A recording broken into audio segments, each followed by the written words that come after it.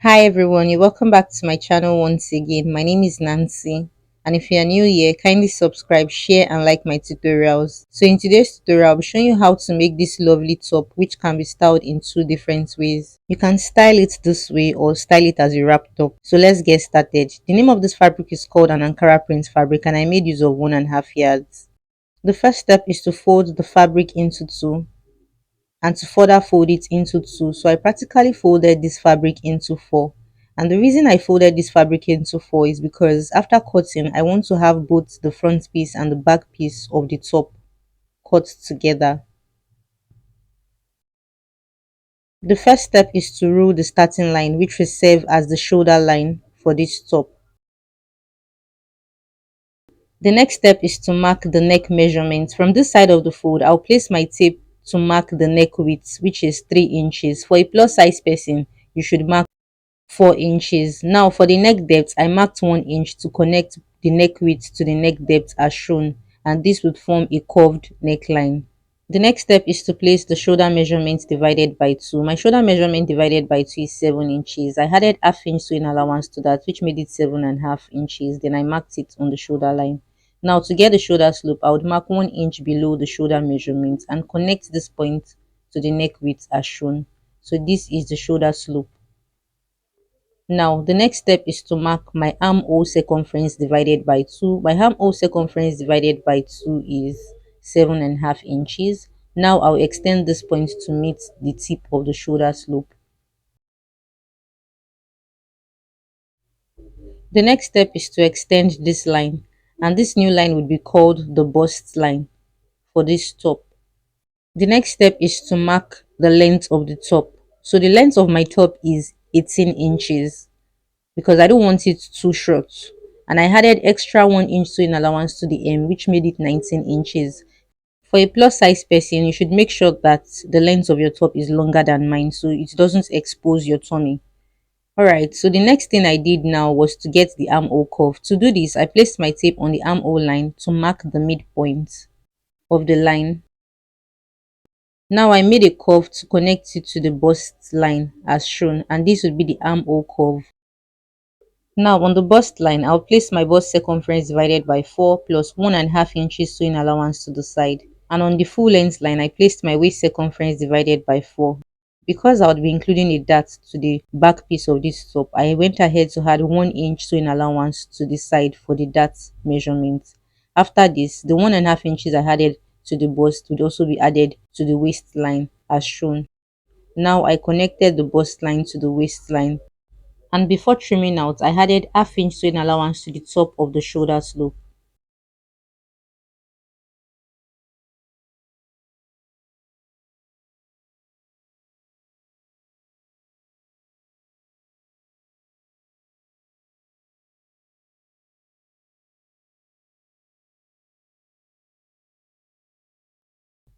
So recall that this fabric was folded into two, so we have both the front piece and the back piece cut together.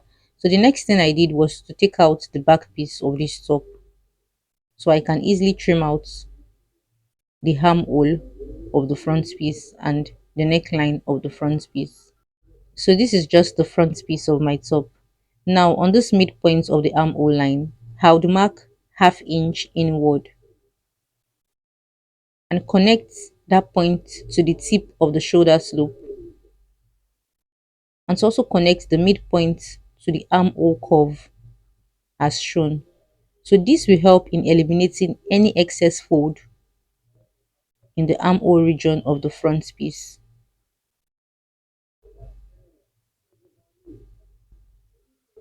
Now for the neckline, I placed my tape on the neck width in form of a V neckline to mark 9 inches, making sure that this 9 inches point I marked is half inch away from the center fold. And from this point I marked half inch away, I would extend the point vertically downwards. Now I went ahead to trim out the neckline. So this is all for the front piece for now. So this is my back piece here. The next step is to flip it to the wrong side of the fabric. So I can easily mark the waist dart.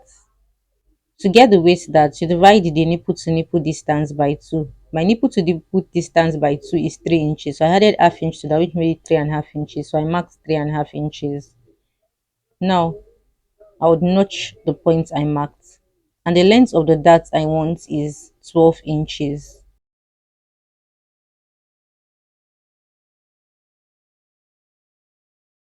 The next step is to mark half inch on both sides of the dart at the bottom to connect it vertically upwards to the top of the dart. Alright, so I flipped the other side to also mark the length of the dart.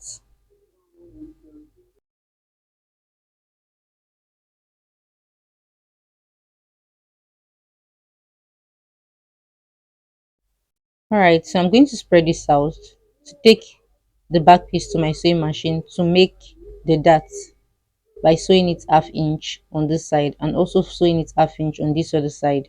After securing the dart on the back piece, I flip this to the right side of the fabric and place the right side of my front piece on each shoulder.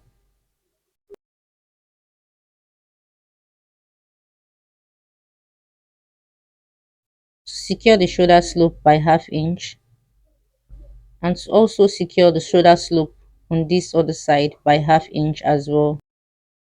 After the shoulders have been properly secured, the next step is to secure the sides of the top by 1 inch.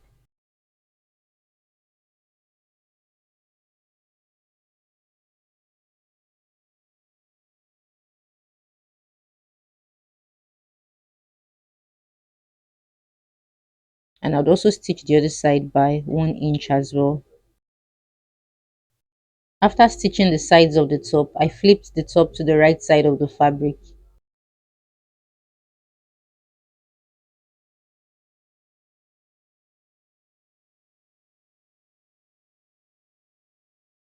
The next step is to secure the hem of the top by folding it 1 inch inward and stitching the edges of the fold following the direction of my finger.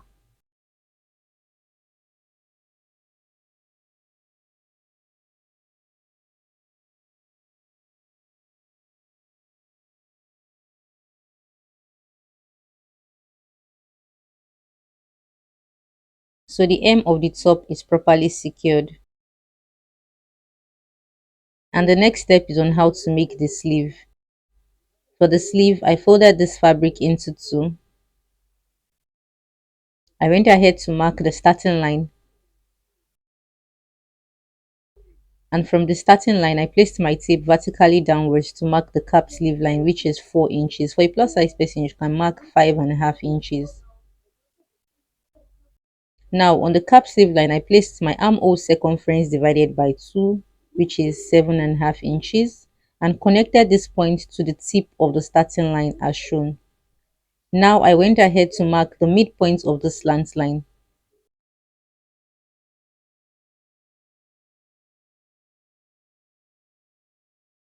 The next step is to mark half inch at the top of this midpoint to connect it to the tip of the starting line, and to also connect the midpoint downwards to the cap sleeve line following the direction of the chalk. Now I'll add 1.5 inches sewing allowance to the side of the cap sleeve measurement and to connect all points together for it to blend properly. The next step is to mark the sleeve length. The sleeve length is 23 inches, but because there will be an elastic band on the sleeve opening, I would add extra 2 inches sewing allowance to the hem of the sleeve, and that will be 25 inches altogether.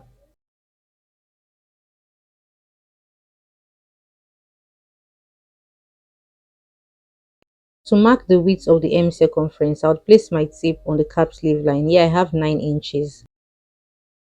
So from that 9 inches, I'll be subtracting 2 inches out of it, and that will be 7 inches. Now I would mark 7 inches on the hem circumference to connect that point vertically upward to the armhole circumference.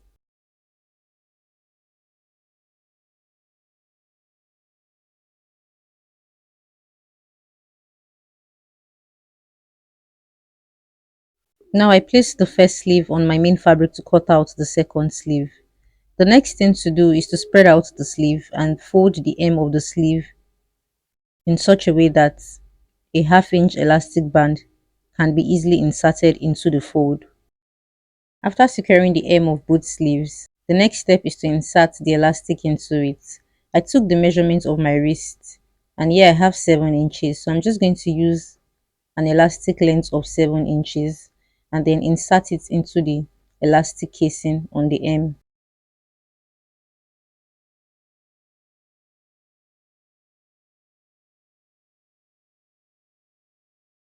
Now I will take the sleeve to the sewing machine to stitch the edges of the sleeve by 1 inch, and I'll repeat the same sewing process for the second sleeve as well. After turning the sleeve to the right side of the fabric, the next step is to attach the armhole of the sleeve to the armhole of the top by ½ inch.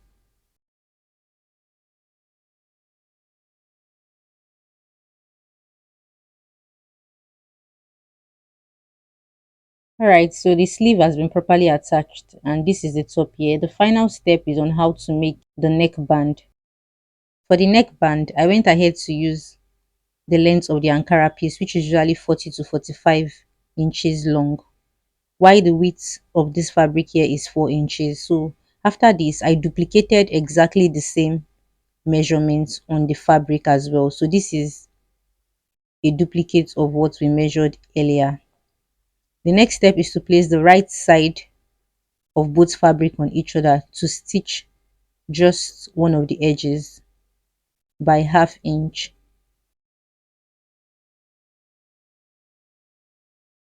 So this joining here would be the center neckline of the back piece of our top, but as time goes on you understand better.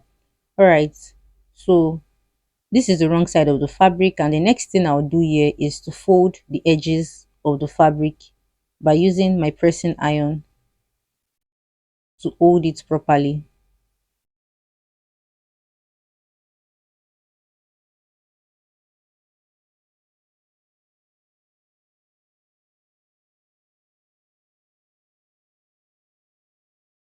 And on getting to this end, I'll stop ironing.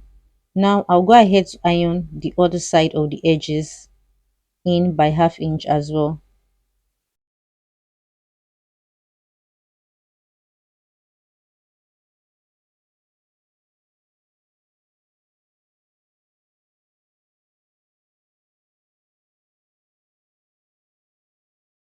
The next step is to fold the band into two equally, right side of the band facing each other, to stitch this edge by ½ inch,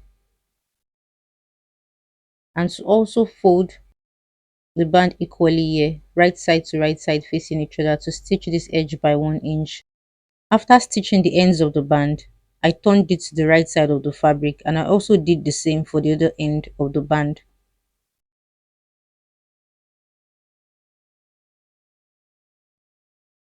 So the next step is to iron the band equally.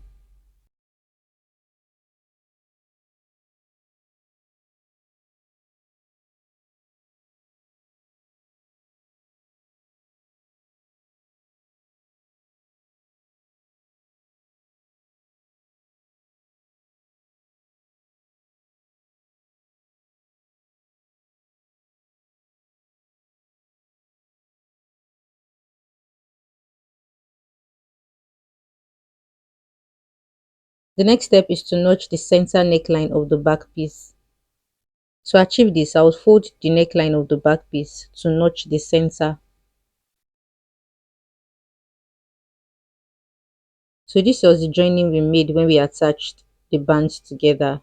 Now I will insert the neckline in by ½ inch into the band, then fold the band equally, making sure that the neckline of the top is inserted into the bands by ½ inch.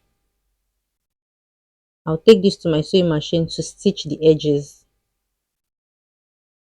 So the neckline of the dress doesn't pull out. So I'll keep stitching the edges, and when I get to the end of the top length, I'll keep stitching till I get to the end of the band on this side.